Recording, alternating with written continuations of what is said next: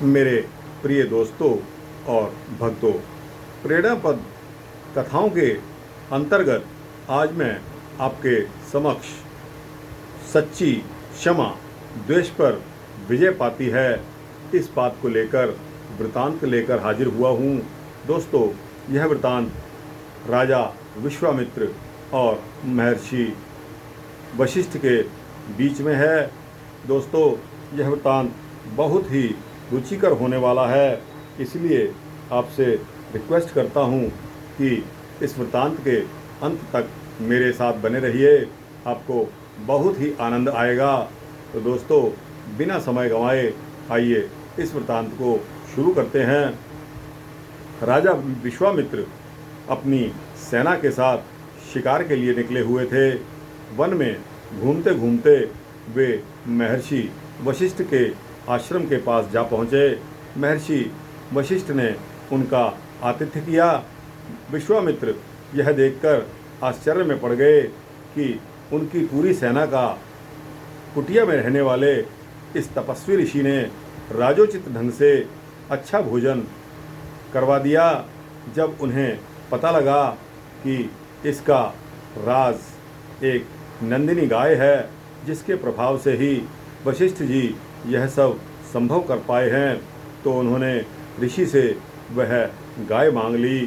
किसी भी प्रकार, किसी भी मूल्य पर ऋषि ने गाय देना स्वीकार नहीं किया, तो विश्वामित्र ने उसे बलपूर्वक छीन कर ले जाने का प्रयास किया। परंतु वशिष्ठ के आदेश से नंदिनी ने अपनी एक हुंकार से ही दारुण योद्धा पैदा कर दिए और उन सैनिकों की मार खाकर विश्वामित्र के सारे सैनिक भाग खड़े हुए। राजा विश्वामित्र के सब दिव्यास्त्र वशिष्ठ जी के ब्रह्मदंड से टकराकर निस्तेज हो चुके थे। विश्वामित्र ने कठोर तप करके और अधिक दिव्यास्त्र प्राप्त कर लिए, किंतु वशिष्ठ के ब्रह्मदंड ने उन्हें भी व्यर्थ कर दिया।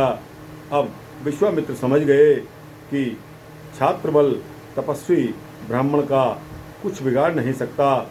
उन्होंने स्वयं ब्राह्मणत्व प्राप्त करने का निश्चय करके तपस्या प्रारंभ कर दी। सैकड़ों वर्षों के पश्चात उग्र तपस्या के फल से ब्रह्मा जी ने प्रसन्न होकर उनको दर्शन दिए और कह दिया कि वशिष्ठ जी, आपको महर्षि मान लें तो आप क्या ब्राह्मण हो जाएंगे।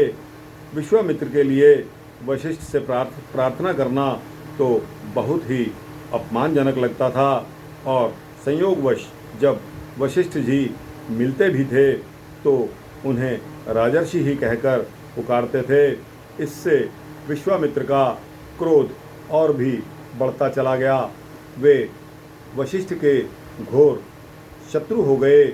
एक राक्षस को प्रेरित करके उन्होंने वशिष्ठ के 100 पुत्रों को मरवा डाला। स्वयं भी वशिष्ठ को अपमानित करने और उन्हें नीचा दिखाने तथा हानि पहुंचाने का अवसर अक्सर वह ढूंढते रहते थे। मैं नवीन सृष्टि करके उसका ब्रह्मा बनूंगा। अपने उद्देश्य में असफल होकर विश्वामित्र जी अद्भुत हठ पर उतर आए।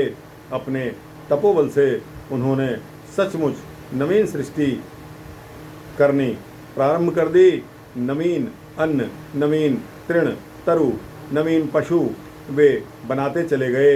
अंत में ब्रह्मा जी ने उन्हें आकर रोक दिया। उन्हें आश्वासन दिया कि उनके बनाए हुए पदार्थ और प्राणी ब्राह्मी सृष्टि के प्राणियों के समान ही संसार में रहेंगे। कोई उपाय सफल ना होते देखकर विश्वामित्र ने वशिष्ठ को ही मार डालने का निश्चय कर लिया। सम्मुख जाकर अनेक बार वे पराजित हो चुके थे, अतः अस्त्र शस्त्र से सज्जित होकर रात्रि में छिपकर वशिष्ठ जी के आश्रम पर पहुंच गए। गुप्त रूप से वे वशिष्ठ का वध उनके अनजान में करना चाहते थे। रात चांदनी थी। कुटी से बाहर वेदी पर महर्षि वशिष्ठ अपनी पत्नी के साथ बैठे हुए थे। अवसर की प्रतीक्षा में विश्वामित्र पास ही वृक्षों की ओट में छिपे रहे। उसी समय अरुंधति जी ने कहा, कैसी निर्मल ज्योत्सना छिटकी है। वशिष्ठ जी बोले, आज की चंद्रिका ऐसी उज्जवल है जैसे आजकल विश्वामित्र जी की तपस्या तेज दिशाओं को आलोकित करता है। विश्वामित्र जी ने जब यह शब्द सुने और जैसे ही उनको सांप सूंघ गया, उनके हृदय में वशिष्ठ जी के प्रति प्रेम जागृत होने लगा। उनके हृदय ने उनको धिक्कारा कि जिसे तू मारने आया है, जिससे तू रात दिन द्वेष करता आया है, वह कौन है?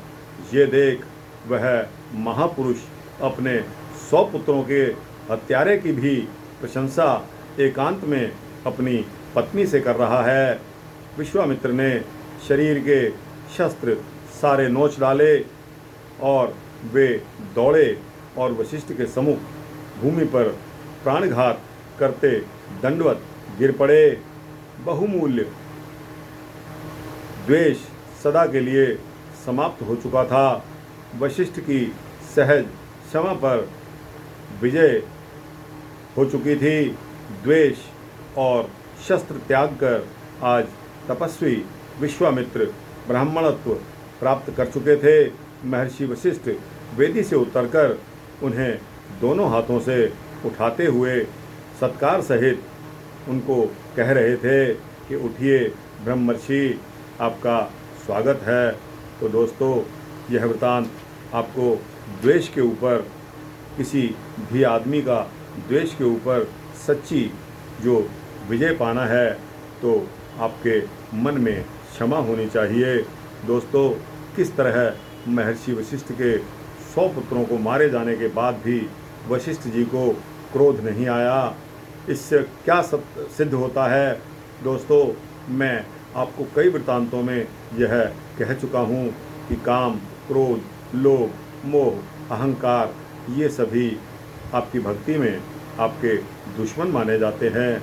दोस्तों, महर्षि वशिष्ठ को अगर इस मुकाम पे क्रोध नहीं आया तो सच जानिए उन्होंने अहंकार का त्याग पूर्णता से कर चुके थे। दोस्तों, क्या इतना करना आज एक हमारे जैसे मानव मात्र के लिए संभव है? मैं समझता हूँ कि हम उसका 1% भी आज अचीव नहीं कर पाए हैं।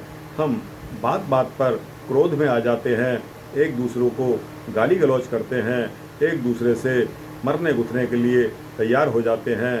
तो दोस्तों, भक्ति तो कोसों दूर है।